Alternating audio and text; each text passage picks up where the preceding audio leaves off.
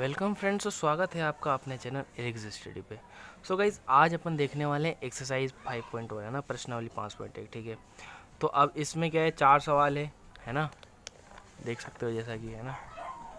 ठीक है, इनको फटाफट करते हैं। बेसिक अपना क्लियर है ही है ना।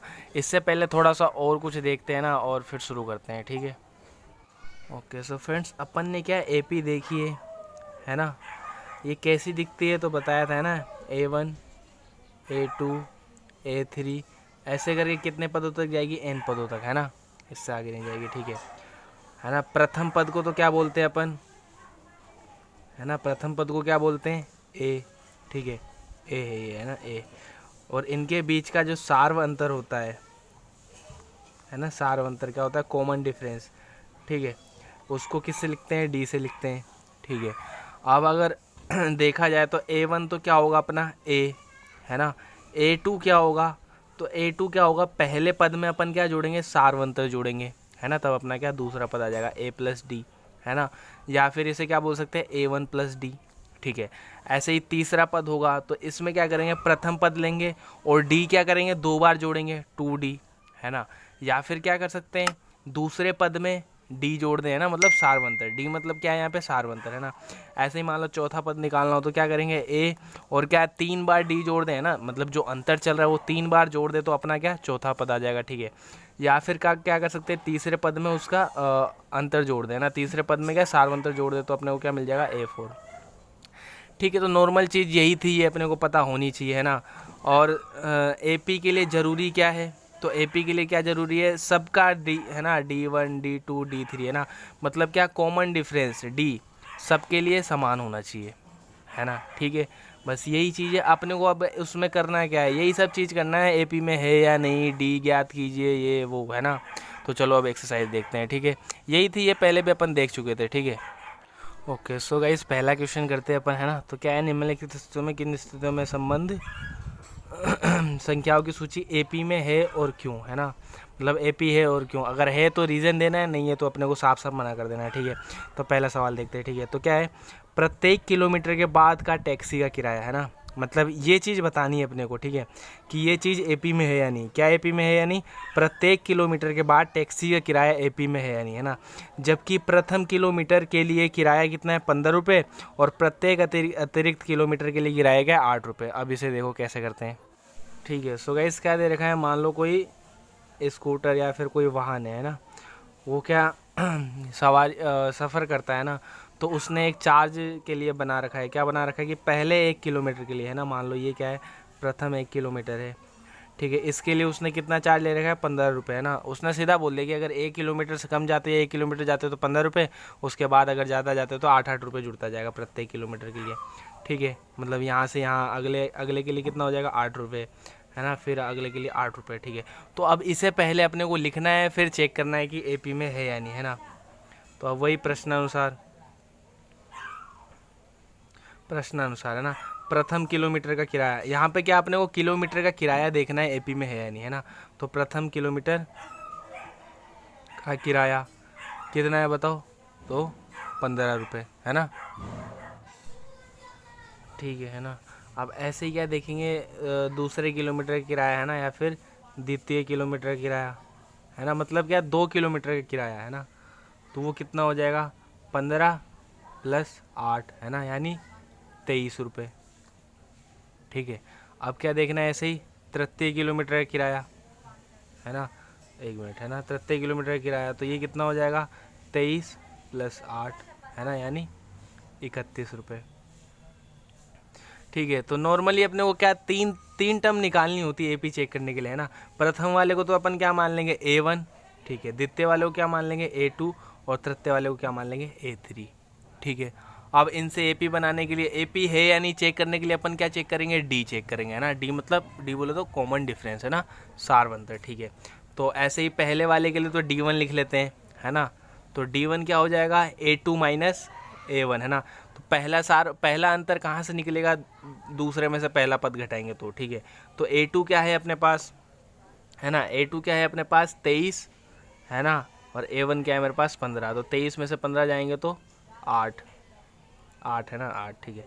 अब ऐसे ही क्या है D2, तो D2 क्या हो जाएगा मेरे पास A3 माइनस A2, तो ये क्या हो जाएगा क्या तीसरे में से दूसरा, तो तीसरा पद क्या है मेरे पास 31, 31 में से क्या घटा दूँ 23, तो मेरे पास क्या आ जाएगा 8 है ना।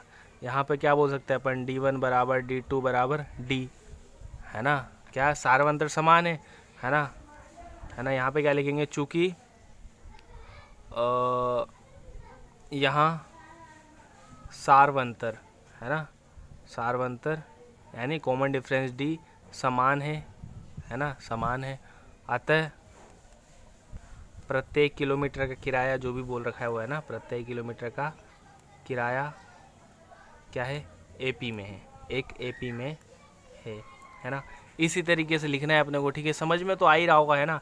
चेक करना है, चेक करने के लिए क्या है D तो चेक करते हैं नॉर्मल अपन, अगर D बराबर हो तो अपन क्या बोलेंगे सार्वंतर में है सॉरी AP में है ना।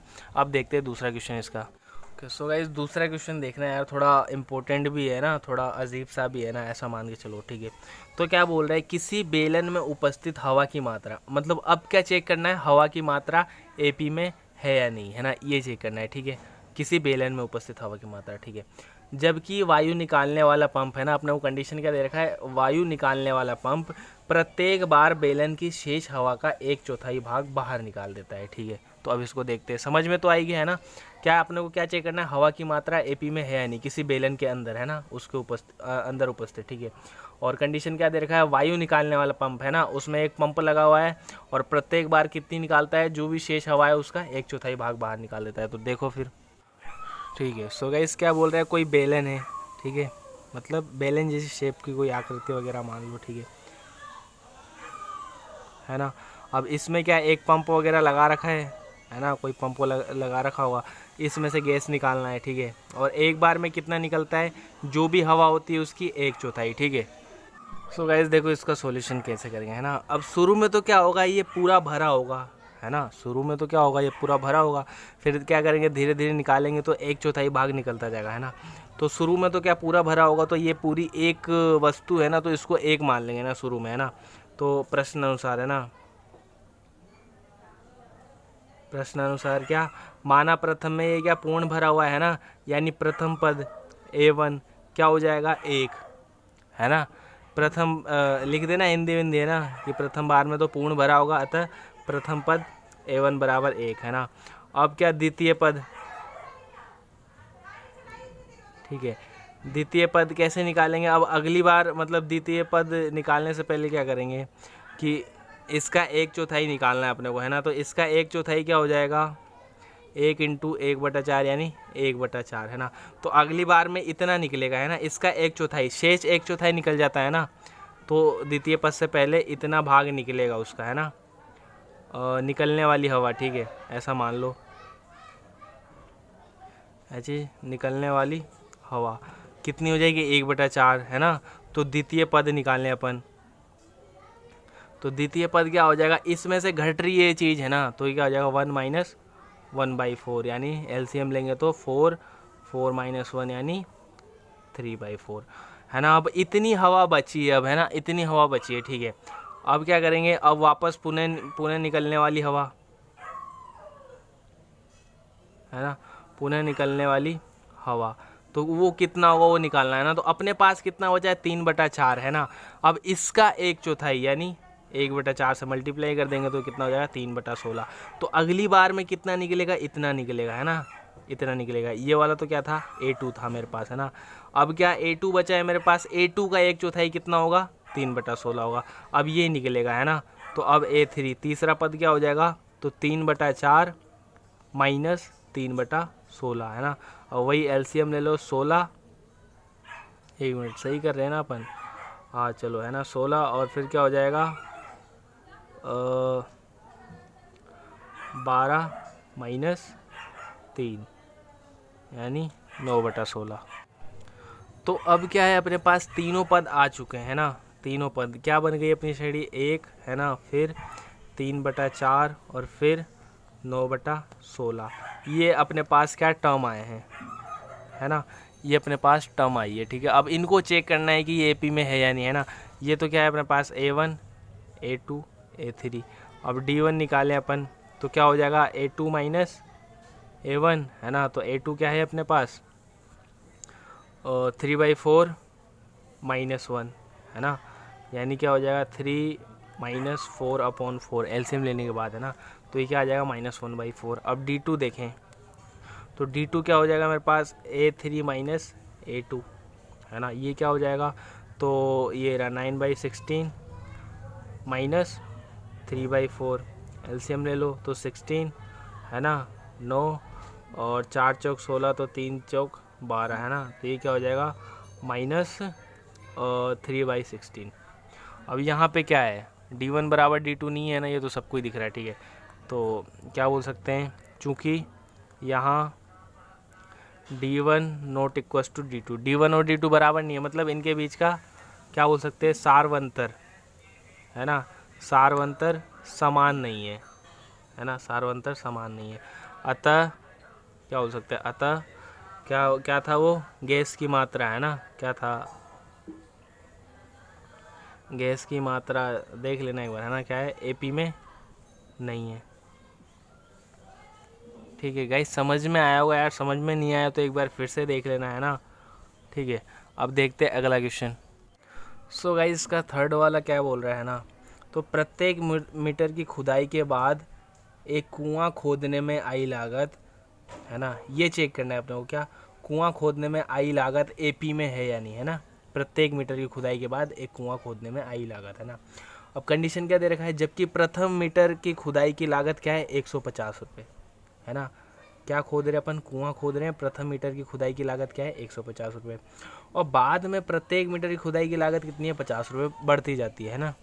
ठीक है, तो अब इसको चेक करना है, तो चलो फिर करते हैं। ठीक है, सो बात क्या हो रही है, अपने को एक कुआं खोद रहा है। अब आप बोलोगे भैया क्या क्या करवा रहे हो, अरे यार मतलब अपन नहीं, क्वेश्चन कुआं खोद रहा है ना। तो कुआं मतलब कुआं क्या होगा, ऊपर से नीचे, है ना। ये मान लो ये सतह आ गई ना, ऊपर से नीचे खोदना है, ठीक है। तो ये तो क्या है, मान लो शुरू का 1-1 मीटर वाली एक लाइन ले लेते हैं 1 मीटर की, है ना, 1 मीटर, फिर ये अगली 1 मीटर, ठीक है, फिर ये अगली 1 मीटर, है ना। ये कुआं खोदना है अपने को, ठीक है। तो शुरू के 1 मीटर का किराया कितना है, मतलब 1 मीटर का क्या है मूल्य कितना है 150 रुपये। अगले 1 मीटर में कितने ले रहा है 50 रुपये, है ना। फिर अगले पे क्या लेगा 50 रुपये, है ना। तो अपने को यही चेक करना है ना, कि इसकी लागत क्या है AP में है या नहीं, है ना। तो अपन कैसे चेक करेंगे वो देखो, तो समझ में तो आ ही गया है ना। क्या ये थर्ड क्वेश्चन है ना, तो प्रश्नानुसार लिखेंगे पहले, तो प्रश्नानुसार, ठीक है। तो प्रश्नानुसार क्या, प्रथम पद के लिए, है ना, प्रथम 1 मीटर या फिर प्रथम 1 मीटर की खुदाई का लागत, है ना। ब्रैकेट में क्या लिख देना, ब्रैकेट में लिख देना A1, पहला ही पद तो ये है ना A1, कितना है 150 रुपये, ठीक है। अब क्या द्वितीय पद की द्वितीय मीटर, है ना, खुदाई का, है ना, प्रथम 2 मीटर ऐसे लिख लो, द्वितीय मीटर की खुदाई का लागत कितना है 50 रुपये, है ना। मान लो 1 मीटर के बाद यही है ना। अब यहाँ पे क्या लिखेंगे, प्रथम 2 मीटर की खुदाई का लागत, है ना, प्रथम 2 मीटर, है ना, मतलब पहले 1 मीटर खोद लिया फिर 1 मीटर, है ना। द्वितीय मीटर वो क्या बोला था कि अगला 1 मीटर के बाद, है ना, उसका लागत कितना है 50 रुपये। अब क्या बोल रहा हूँ मैं, प्रथम 2 मीटर की खुदाई की लागत, ये क्या हो जाएगा अपना A2 हो जाएगा, है ना, A2 हो जाएगा, ठीक है। तो ये कितना हो जाएगा 150 + 50, है ना, मतलब बराबर कितना हो जाएंगे 200 रुपीज़, ठीक है।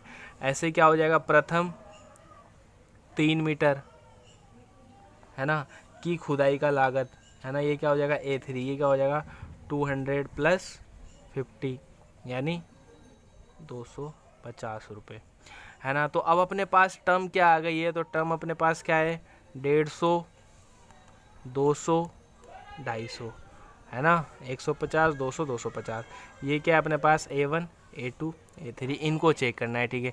इनको चेक करने के लिए अपन क्या चेक करेंगे, कॉमन डिफरेंस, है ना। तो पहले वही देख लेते हैं D1, ये क्या होगा A2 - A1, है ना।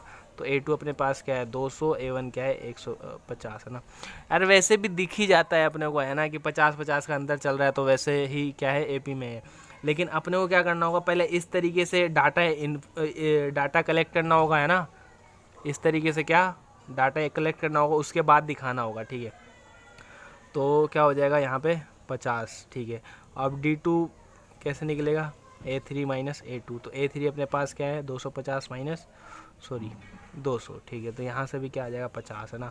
अपन क्या बोलेंगे, अतः है ना, चूँकि है ना D1 बराबर D2 है ना, यहाँ सार्व अंतर क्या है समान है ना। अतः क्या लगा रहे थे अपन, कुएं की खुदाई की लागत है ना, कुएं की खुदाई की लागत, एक मिनट, लागत किस में है AP में है ना, ठीक है। समझ में आया होगा गाइस है ना, ठीक है। अब अगला वाला देखते हैं। ओके सो गाइस अब क्या है, पहले का लास्ट क्वेश्चन देखते हैं अपन, ठीक है। अब ये भी थोड़ा इंपॉर्टेंट मान लेना है ना, क्योंकि इन सब में तो सीधा सीधा पता चल रहा था अपने को, एक ये दूसरा था है ना जो कंफ्यूज कर रहा था थोड़ा है ना, ठीक है। अब क्योंकि निकालने के बाद ही पता चला अपने को है ना, कई चीज़ अपने को देख के पता नहीं चलेगी है ना, अपने को लगेगा कि हाँ भाई है ना, जैसे इसमें तो लग रहा है कि है ना, निकालने पर भी हो गया। अब इसमें भी लगा था कि 1/4 ही तो निकल रहा है, तो 1/4 को क्या अपन D ले लेंगे, लेकिन ऐसा नहीं है ना, निकालने के बाद अपने को पता चल रहा है, ठीक है। अब यहाँ पे है ये 4th क्वेश्चन क्या है, खाते में प्रत्येक वर्ष का मिश्र धन है ना। मिश्र धन क्या होता है आपको पता है ही है ना, मतलब अगले साल की ब्याज पे भी ब्याज, ऐसा कुछ करके है ना। मिश्र धन अपने को देखना है AP में है या नहीं है ना, ठीक है। तो और जबकि अब मतलब कंडीशन क्या दे रखा है, जबकि 10,000 रुपये की राशि है ना, 10,000 ये है ना, 10,000 की राशि 8% वार्षिक की दर से चक्रवृद्धि ब्याज पर जमा की जाती है ना। खाते में प्रत्येक वर्ष का मिश्र धन, प्रत्येक वर्ष का मिश्र धन है ना, मिश्र धन, ठीक है। मिश्र धन क्या होता है, मूलधन प्लस ब्याज है ना, मतलब जो ब्याज वगैरह मिल रही है ना वो सब मिला के है ना, किधर से चक्रवर्ती ब्याज पर जमा की जाती है। अब ये क्या है AP में है या नहीं, ठीक है। तो इसे देखो, ये अपना लास्ट क्वेश्चन है ना, वैसे भी वीडियो बड़ी हो चुकी है तो यार देखो फटाफट। ओके सो गाइज अब इसमें देखें है ना, अपन क्या कर रहे हैं 4th वाला, ठीक है। अब मान लो प्रथम वर्ष की राशि देखें, प्रथम वर्ष की क्या चीज़ राशि, मिश्र धन या मूलधन है ना। वैसे तो मिश्र धन क्या होगा, मूलधन ही होगा है ना, मतलब पहली बार जो देंगे वही तो A1, ठीक है। ये कितना है 10,000 रुपये, ठीक है। अब क्या दूसरे वर्ष के लिए अपन चेक करें, तो दूसरे वर्ष के लिए पहले अपने को क्या ब्याज निकालना होगा है ना, दूसरे वर्ष के लिए ब्याज निकालना होगा पहले तो, ब्याज। तो ये कितना है 8% है ना, 8% ऑफ 10,000 है ना, 10,000 का 8% तो निकाल लो, तो कितना हो जाएगा 10,000 इंटू 8/100 कितना आ गया 800, ठीक है। तो दूसरे वर्ष के लिए राशि है ना, या फिर दूसरे वर्ष के लिए कुल रुपए जो भी बोल लो है ना, के लिए राशि या फिर मिश्र धन है ना, तो ये क्या हो जाएगा A2, तो ये क्या हो जाएगा मूलधन प्लस ब्याज है ना, 10,000 प्लस 800, तो ये कितना हो जाएगा 10,800 रुपये, ठीक है। अब ऐसे ही अब क्या करना है अपने को, तीसरे वर्ष के लिए निकालना है, ठीक है। तो तीसरे वर्ष के लिए क्या करना होगा, पहले अपने को ब्याज निकालना होगा। ब्याज भी कौन सा है, चक्रवर्ती ब्याज है ना, चक्रवर्ती ब्याज। तो अगली बार क्या होगा 800 रुपये पे भी ब्याज लगेगा ना, एक तो 800 रुपये है ना, 10,800 प्लस 800 और 800 रुपये पे ब्याज है ना। तो मान लो अपन क्या कर सकते हैं 800 रुपये पर ब्याज निकाल सकते हैं, 800 का 8% है ना ब्याज निकाल सकते हैं। तो ये कितना हो जाएगा 800 इंटू 8/100 तो 64 है ना। तो मतलब अगली बार क्या होगा 800 प्लस 64 यानी 864 रुपये ज़्यादा लगेगा है ना, ये होगा। या फिर अगर दूसरे तरीके से निकालना चाहे ना, अब अपन क्या मान सकते हैं, इसको मान सकते हैं क्या मूलधन है ना, इसको मान सकते हैं मूलधन, ठीक है, इसको मान सकते हैं मूलधन। अब क्या करना है अपने को, वही ब्याज निकालना है तीसरे वर्ष के लिए है ना। तो क्या कर देंगे तीसरे वर्ष के लिए ब्याज है ना, पहले तो ब्याज निकाल रहे अपन। तो ये क्या हो जाएगा, ब्याज का फॉर्मूला क्या होता है सिंपल वाला, तो हमारी मैम तो यही सिखाई थी, है ना, क्या सिखाई थी, समूदर बटा 100, है ना। वैसे तो समुद्र ही होता है ना, लेकिन दर के साथ हमेशा 100 आता है। तो स तो क्या है, समय, है ना, टाइम, मू क्या है, मूल्य, रेट, प्राइस, है ना, जो भी हो सकता है, ठीक है, राशि वगैरह, और दर पता है ये अपने को रेट, ठीक है, तो इसी में रखते हैं अपन, ठीक है। तो अब अगले 1 वर्ष के लिए निकाले तो समय क्या हो जाएगा 1, है ना। मूल्य अब क्या हो जाएगा अपना मूलधन, है ना, सॉरी मतलब मूलधन होता है ना, मूलधन, ठीक है। तो मूलधन क्या है अपना, ये रहा 10,800, ठीक है, इंटू दर क्या है 8/100, है ना, ये लो सर, ठीक है। अब अपने पास क्या आ गया 108 इंटू 8, ठीक है। तो 108 को अगर 8 से गुना करेंगे, 100 को 8 से करेंगे 800, और 8 को 64 से, यानी 864। तो जो बोले थे वही हुआ, है ना। तो अब क्या तीसरे वर्ष के लिए राशि निकालें अपन, है ना, क्या तीसरे वर्ष के लिए राशि, है ना, ये क्या हो जाएगा A3 बराबर क्या हो जाएगा वही कुल राशि मतलब मिश्रधन। मिश्रधन कैसे निकलता है, मूलधन प्लस ब्याज, है ना। तो मूलधन यहाँ पे अब अपना मूलधन क्या था 10,800, है ना, प्लस ब्याज क्या हो जाएगा 864, ठीक है। तो ये क्या हो जाएगा 11,664, है ना। समझ में आया गाइस। 3 टर्म अपन ने क्यों निकाला, क्योंकि AP चेक करने के लिए अपने को कम से कम 3 पद चाहिए होते हैं, है ना। AP चेक करने के लिए अपने हो गया कम से कम 3 पद चाहिए होते हैं, ठीक है। अब यहाँ पे अपने पास 3 पद क्या क्या आ गए, एक तो आ गया 10,000, ठीक है, फिर दूसरा आया 10,800, फिर तीसरा क्या है अपने पास 11,664, है ना। ये तो क्या है A1, A2, A3, ठीक है। समझ में आ रहा होगा, इस बिल्कुल आसान है यार, समझ में नहीं आया तो एक बार फिर से देख लेना, ठीक है ना। अब अपने को चेक करना है, तो पहले तो अपन क्या निकालेंगे D1, है ना। तो D1 होता क्या है बताओ, A2 माइनस A1। यहाँ पे A2 क्या है मेरे पास 10,800 माइनस 10,000, तो ये क्या आ जाएगा मेरे पास 800 आ जाएगा बिल्कुल। यहाँ पे D2 देखूँ तो A3 माइनस A2, ये क्या हो जाएगा, तो A3 क्या है मेरे पास 11,664 माइनस 10,800, तो इसको करने पे सोल्व करने पे क्या आ जाएगा 864। अब देख लो D मेरे पास बराबर है ही नहीं, है ना।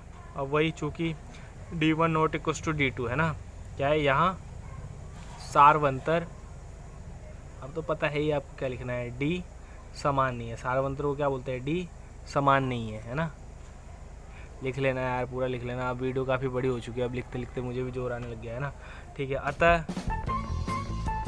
तो मिश्रधन के पद या फिर मिश्रधन क्या हो जाएगा, मिश्रधन की राशि, है ना, जो भी बोल लो, AP में नहीं है, ठीक है। सो गाइज हो गया अपना, है ना, पहला क्वेश्चन पूरा हो गया। अब बाकी का देखेंगे अगले वाले में, ठीक है। सो गाइज मैं ये कहूँगा लास्ट में पसंद आया तो है लाइक शेयर सब्सक्राइब जरूर करना। सो गाइज धन्यवाद अंत तक देखने के लिए, मिलते हैं अगले वीडियो में।